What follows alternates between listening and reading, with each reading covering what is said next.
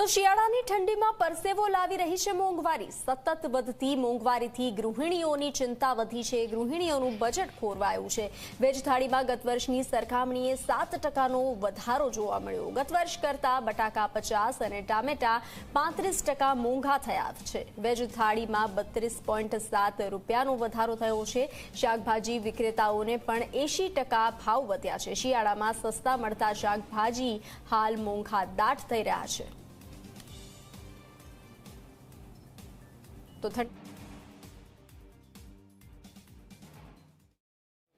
વધતી જતી મોંઘવારી દરેક મધ્યમ વર્ગીય માટે ચિંતાનો વિષય છે અને એવામાં ક્રિસિલનો એક રિપોર્ટ આવ્યો છે કે જેમાં મોંઘવારી પાછલા વર્ષની સરખામણીએ ખૂબ વધારે વધી રહી છે।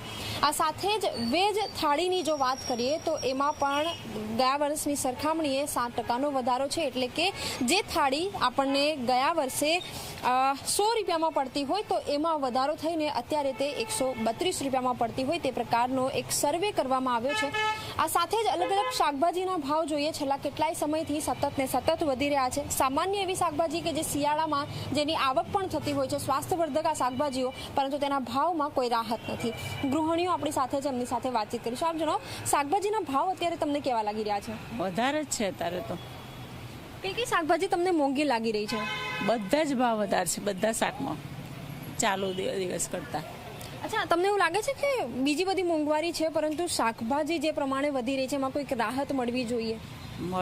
રાહત પણ હવે છે જ નહીં તો શું કરે।